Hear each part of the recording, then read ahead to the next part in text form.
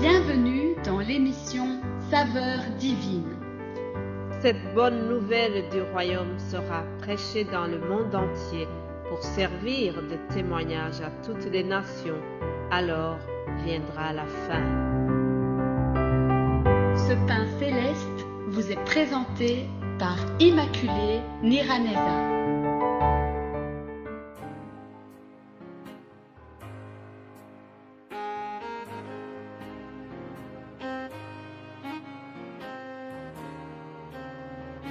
Shalom, shalom, mes bien-aimés de Dieu qui suivent l'émission Saveurs divines. Que la grâce et la paix de Christ soient avec vous. Je remercie Dieu qui me donne encore l'occasion de venir vous partager sa parole. C'est toujours un honneur, une grande joie de pouvoir le faire. J'espère que vous allez bien là où vous vous trouvez. Je remercie Dieu de mon côté. Je suis en bonne santé et c'est une grande joie de pouvoir continuer ce thème que nous avons commencé lundi. Je vous propose de lire le psaume 119, juste le premier verset. Heureux ceux qui sont intègres dans leur voie et qui marchent selon la loi de l'Éternel. Alléluia. Ah, heureux ceux qui suivent la voie étroite. Nous sommes dans ce thème qui dit que Jésus-Christ est la porte étroite et nous devons entrer par cette porte-là. Ce qui m'amène dans le thème de notre semaine. Lisons Matthieu chapitre 7 au verset 13. Entrez par la porte étroite, car large est la porte spacieuse et le chemin qui mène à la perdition, et il y en a beaucoup qui entrent par là. Mais étroite est la porte, resserré le chemin qui mène à la vie, et il y en a peu qui le trouvent. Mes bien-aimés de Dieu, voilà ce qui nous conduit donc dans la méditation d'aujourd'hui. Nous sommes en train de voir cette exhortation de Jésus-Christ. Il nous a invités, il nous a demandé d'entrer par la porte étroite.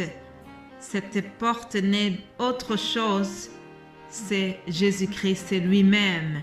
Nous devons éviter le chemin spacieux, car ce chemin-là, c'est celui qui mène à la perdition.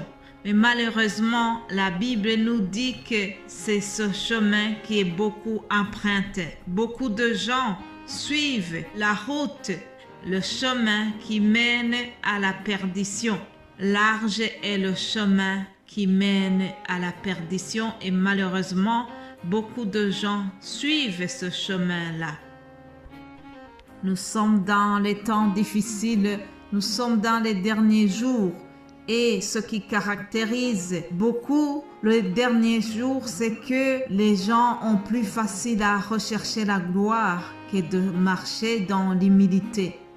Nous trouverons beaucoup de gens qui sont tentés par la jalousie, les envies, au lieu d'être tentés par l'amour du prochain.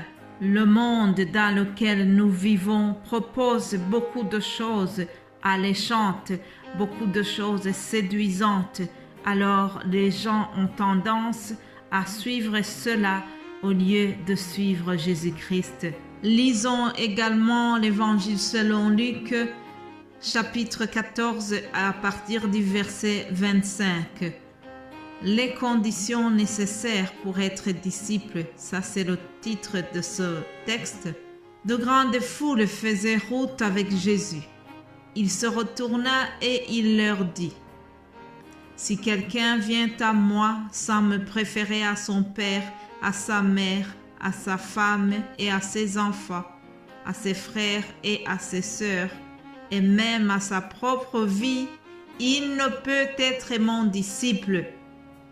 Et quiconque ne porte pas sa croix et ne me suit pas ne peut être mon disciple, car lequel de vous, s'il veut bâtir une tour, ne s'assied d'abord pour calculer la dépense et voir s'il a de quoi la terminer, de peur qu'après avoir posé les fondements, il ne puisse l'achever et que tous ceux qui le verront ne se mettent à l'oreiller en disant « Cet homme a commencé à bâtir et il n'a pu achever ».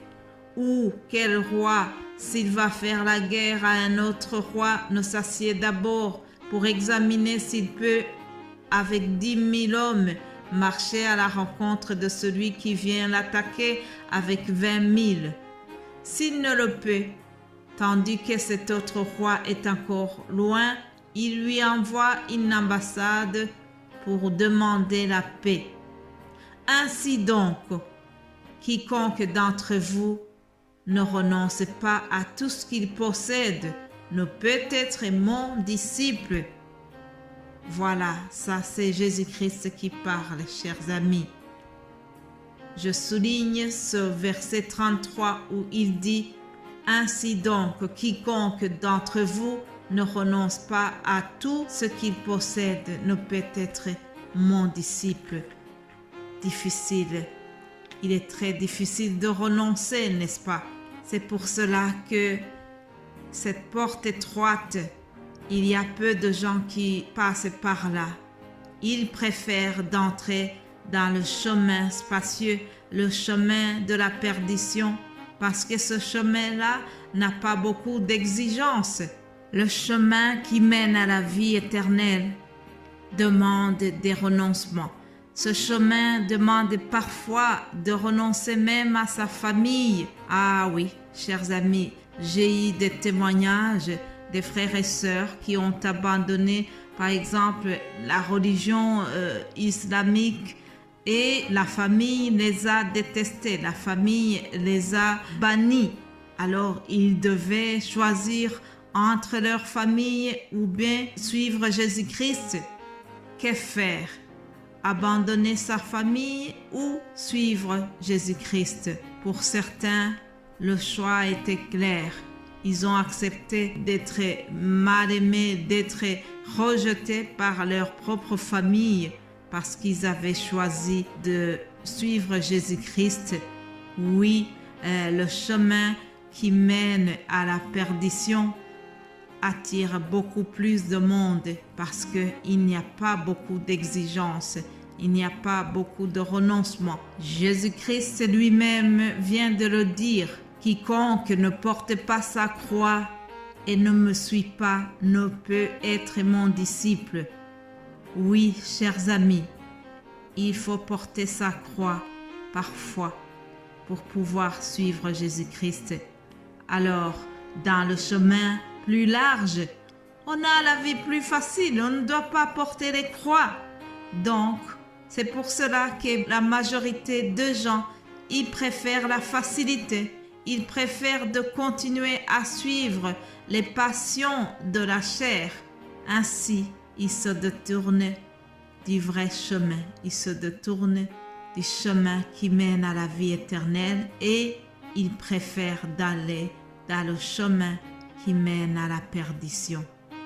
Mon frère, ma sœur qui vient de m'écouter, quel est le chemin que tu as emprunté? Il y a une chose dont je suis sûre et certaine, c'est que pour trouver la vraie vie, nous devons emprunter un chemin étroit et quitter le chemin spacieux. Passez une excellente journée et nous allons continuer demain par la grâce de Dieu. Amen.